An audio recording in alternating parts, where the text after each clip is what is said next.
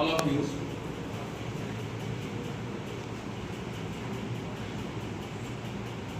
এই যে মমিতা দেবনাথ যা আর্যিকটের এরকম নৃশংস হত্যাকাণ্ড হয়েছে এবং রেপ করার পর তাকে হত্যা করা হয়েছে। তো এই কলেজের পিছনে আমরা দেখি কলেজ তৈরি করা হয়েছিল, এই মেডিকেল কলেজ রাধাগোবিন্দকার, তিনি অনেক চেষ্টা করে দেশ বিদেশে অনেক চেষ্টা করে মানুষের কাছ থেকে অনেক হেল্প নিয়ে কিন্তু এই কলেজ তৈরি করেছে। তাহলে এর মধ্যে এশিয়ার প্রথম বলবো উন্নত মানের একটা মেডিকেল কলেজ কিন্তু এই রাজশাহীকে বাদ দিই, তারপরে কিন্তু একটা মেডিকেল কলেজ হচ্ছে আমাদের এই আরজিকর মেডিকেল কলেজ। এর আগে কোনো ভারতবর্ষের কোথাও কোনো মেডিকেল কলেজ ছিল। তাহলে এরকম একটা হিস্টোরিক্যাল কি বলবো হেলথ সেন্টারে এরকম ঘটনা ঘটে গেল, সত্যি দুঃখের বিষয়। আমাদের দুঃখ করা উচিত, আমাদের অনুশোচনা করা উচিত, আমাদের বোঝা উচিত যে কোন জায়গায় আমাদের ফল হচ্ছে, ভুল হচ্ছে। আমি একটু হালকা আলোচনা করি। যদি মডার্ন এজ যে স্টার্ট হলো, আমাদের আধুনিক যুগ গোটা ওয়ার্ল্ডে, সেখানে তিনজন আমরা দার্শনিকের বা সায়েন্টিস্টের নাম পাই। তার মধ্যে একজন হচ্ছে সিগমন্ড ফ্রয়েড, একজন হচ্ছে চার্লস ডারউইন, আর একজন হচ্ছে কার্ল মার্কস। সেখানে আমরা সিগমন্ড ফ্রয়েডের একটা বই আছে, the interpretation of dream.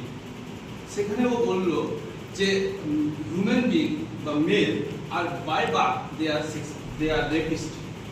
That means male are by birth, by biologically they are rapist. তাহলে আমাদের ওই জায়গা থেকে, পুরুষদের ওই জায়গা থেকে কি করে সরাতে হবে?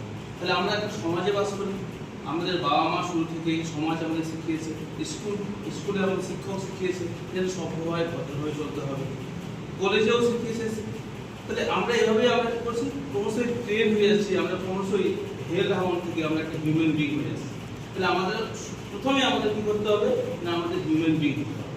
তাহলে মানুষ হওয়ার জন্য যেসব ফিচার্সগুলো লাগে, সব জায়গায় তোমাকে খারাপ দিকগুলো, ইভিলস যেগুলো, সেগুলোকে অ্যাবস্টেইন করতে হবে। We should abstain from the everything things and we should attach to the good things, ভালো জিনিসের সাথে।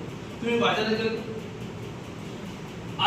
আরেক জায়গায় ডাস ক্যাপিটালে কার্ল মার্কস সে বলেছে crimes generate one crime generate other crimes. একটা ভুল, একটা অপরাধ আর একটা অপরাধকে তোমাকে প্ররোচিত করে। তুমি যদি শার্লক হোমসের আর্থার কনান ডয়েল লেখা শার্লক হোমস পড়োই গোয়েন্দা গল্প, সেখানেও এক জায়গায় মেইন চরিত্র ওয়াটসন বলছে যে যদি আমরা একটা অপরাধ করি, human being by birth that innocence, according to the Holy Bible, according to the Holy Quran, according to the Holy Gita, মানুষ ইনোসেন্স হয়ে জন্মগ্রহণ করে। কি হয়ে জন্মগ্রহণ করে? ইনোসেন্স, নিষ্পাপ হয়ে জন্মগ্রহণ করে।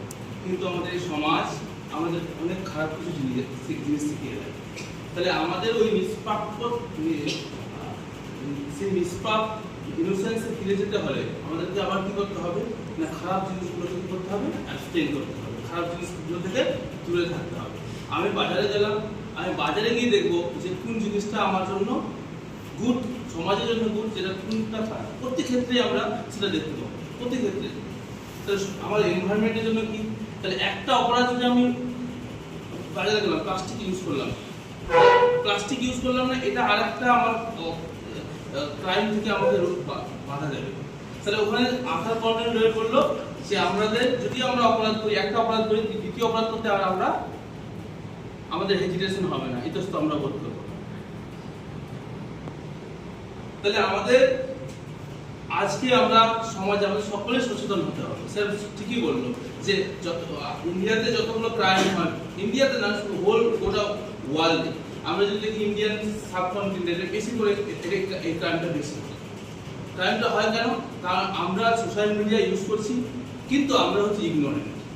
We have